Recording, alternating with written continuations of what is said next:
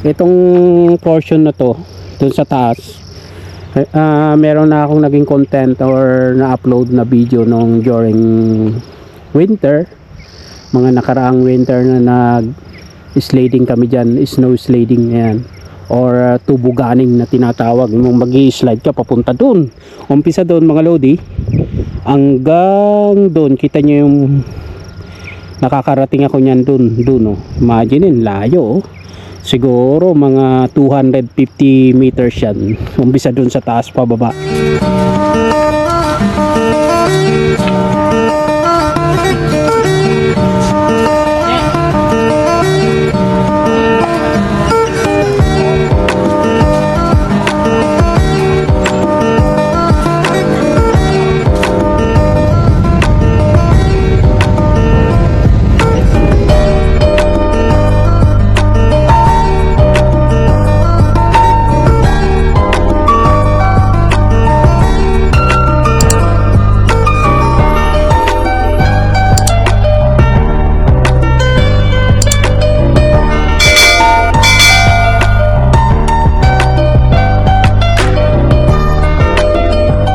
Good morning, hello mga lodi, mga lods, welcome to my vlog. Yan, wala tayong magawa after namin maghatid kay CJ sa school. Sabi ko kay Maria, maglakad na lang tayo paghatid natin kay CJ, and then pagbalik natin mag-walk tayo, mag-jogging dito sa baba, dito sa may valley. Ayan, dito nyo yung mga lods. Yan, bababa na kami mga lods. Ito oh. So ang nandito 1912 Collegiate Institute. Ayan, bababa tayo dito.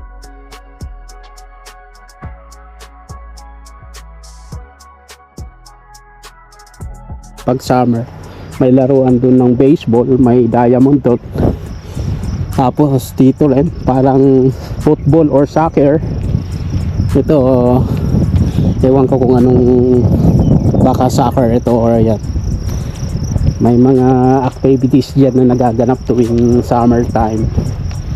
Minsan daming tao dito, at minsan naman siguro mga twice ko nang na-observe, nakita na dito ginaganap sa baba yung mga horse like rodeo.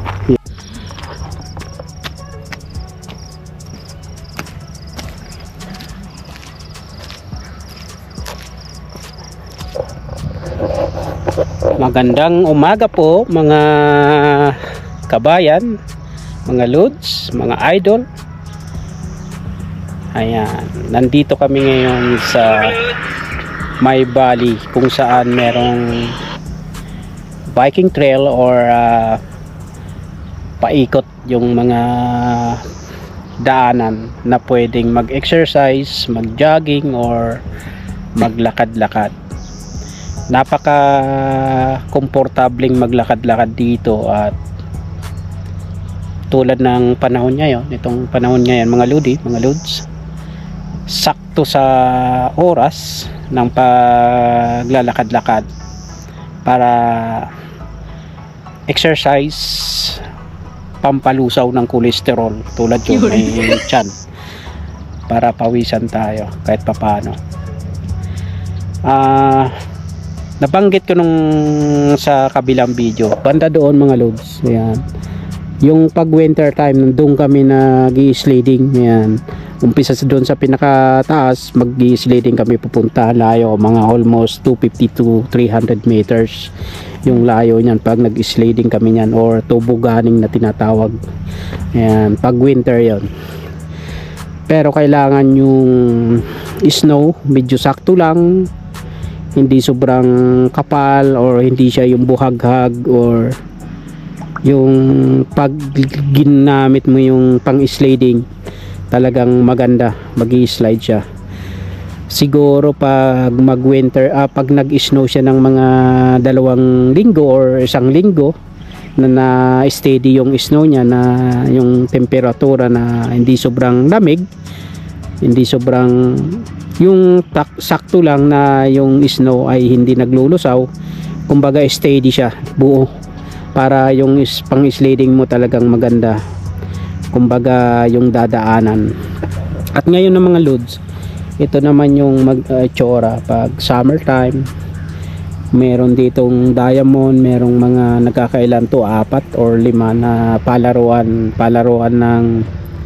ng baseball. Yon, diamond tawag nila nun. At palaruan ng soccer or football malamang. Ayan. Dito yung Cactus Park na tinatawag, dito lang to sa may baba namin. Pero mga ilang block away, mga nasa 1, 2, 3, mga 3 block away galing mula sa amin, sa tinitirahan namin sa taas. Ayan mga lods. Syempre gusto kong ipakilala sa inyo ang aking katabi. Mahiyain siya sa camera, kaya bihirang makita sa aking mga vlog, sa aking mga video. May nagtatanong kasi kahit sa FB kung bakit may asawa ka ba? Bakit minsan hindi namin nakikita yung family mo? Lalo na yung mga anak namin, mahihain din sila. Ayan. Ito si Maria, ang asawa ko. Ayan. Taga Pangasinan. Kita nyo yung mga loads. Talagang ipinakita niya. Halatang halata, no? Na talagang napakahiyain sa camera. Ayan. Ayaw magpakita. Si Maria ay taga Lingayen, Pangasinan. Ayan, ang sarap ng kanilang mga bangus sa Pangasinan or Dagupan. Nakapunta na ako doon ilang ulit na siguro, tapos malapit sila sa dagat. Sabi mong Lingayen, tapos ngayon Dagupan. Di ba malapit lang yung Dagupan sa inyo? 1 hour drive, di ba? Mula sa Lingayen. Ayan. Ang dami nilang bangusan doon, nakakamiss yung mga bangus nila. Ayan, yung mga palaisdaan ng kanilang family, yung mga ano nila. Ayan. Ilang ano yun? Ilang square palaisdaan? Dati 11. Linalagyan pa ba lahat? O isa lang pang konsumo? Wala na yun. Wala na, nabenta na. Ayan, mga apelyidong Kawili. Ayan, si Maria. At siya ay nagtapos sa Lyceum Dagupan, right? Ng Parmasya. At siya ay licensed pharmacist sa Pilipinas, na hindi naman niya nagamit dito kasi ayaw niya mag-upgrade dito sa Canada, na kumbaga kailangan mo mag-upgrade or mag-challenge sa mga or mag-study pa siguro. Ayan, so hindi na naasikaso, ayaw niya. Yan, dito naman kasi mga lodi sa sa Canada, kahit iba ang course mo, uso dito yung graduate ka ng ganito, tapos yun ang ina-expect mong maging trabaho. Hindi po nasusunod yun. Sa totoo lang, meron ditong doktor, naging cab driver. Doktor sa Pilipinas, pagdating dito sa Canada, naging nurse. Yan. So, ganun ang buhay dito. Kaya sa mga viewer or makakapanood ng video na to, at least may makuha kayong kahit kaunti lang yung aking mga na-share na pwede nyong makuha na ng info. Sa totoo lang, na mga nasa 7 or 10 na or mga na viewer ko lang dati na napapanood lang ako dito sa YT ko, sa channel ko, sa maliit na channel. Dahil nung time na nasa ibang bansa pa sila or nasa Pilipinas pa sila before sila pumunta dito, sa nataon lang na sa Saskatchewan din yung kanilang pupuntahan, at nagkataon coincidence na dito rin sa Esteban yung kanilang destination. Nagsisearch sila ng mga location or anong meron sa lugar namin, sa city namin. So pag binabrowse pala nila yung city namin, yung Esteban, Saskatchewan, marami pala silang nakikita mga video ko, mga driving winter time, summer time, kung ano-ano mga ginagawang kaonte, like driving. Mahilig kasi ko sa ganun. So nag-umpisa yung aking channel mga lods nung pandemya. May ginaya akong isang kaibigan ko sa Facebook, sa FB, na mahilig siyang mag-video, mga ganun. Sabi ko, it's a good time para naman subukan ko.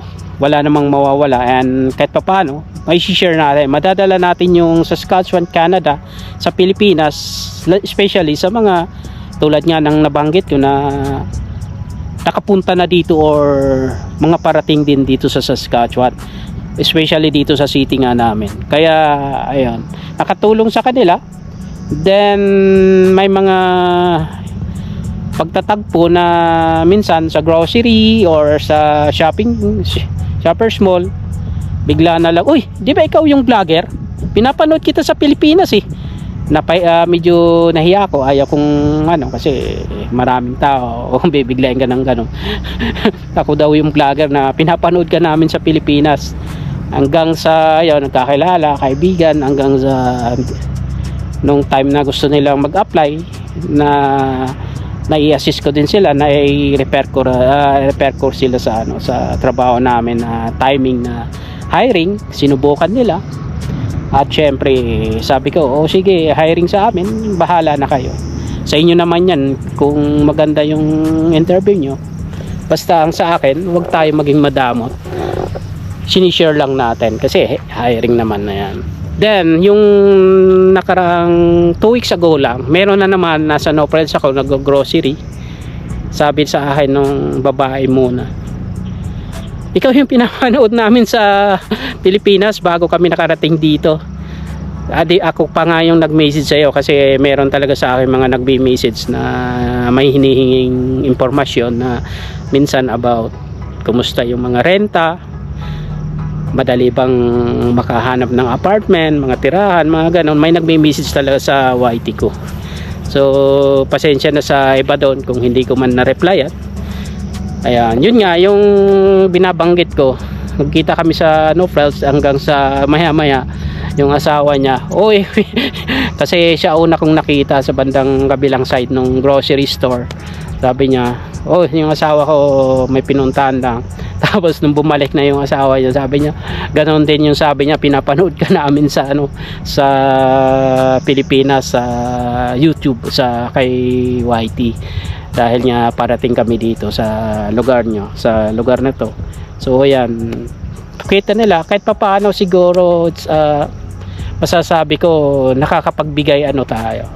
Yung mga detalye na gusto nilang malaman about Saskatchewan or dito sa city namin, kahit pa paano before sila nakarating, tulad nga nung sabi nung isa na wala pa kami dito sa Esteban, dito sa Saskatchewan, parang nakarating na kami dahil napapanood namin anong yung mga video mo dito sa sa Esteban, dito sa Saskatchewan, na nagse-search kasi kami. So ayun muna mga lods, mga yan, bumati ka sa mga kamag-anak mo sa Kalingayin. Mahihain talaga, talagang umamin mga lods na mahihain siya. So ayan muna mga lods, let's go na. At kami ay magko-continue na namin yung aming paglalakad-lakad. Babalik na kami din, aakyatin pa namin. Ayan, medyo pinawisan ng kaunti. Yan, sarap sa ng araw, mga ganitong oras. Magna 9 ng oras na pa, magna 9:30 na. Vitamina yan. Ayan. So ayan lods, mga lodi, sa mga parating dito, may mga apply, comment lang po kayo, message lang po kayo, tulad ng mga nakilala ko sa mga pinapanood ako sa YT ko na nakarating dito. Gayahin nyo lang po sila pag may tanong kayo, kung kaya ko, kung alam ko yung sagot, why not, sasagutin ko po kayo. Right, paakyat na kami. Ayan, paakyat. Pagod ka na? Yung pinakadulo nito mga lods, playground, paliguan din, may swimming pool.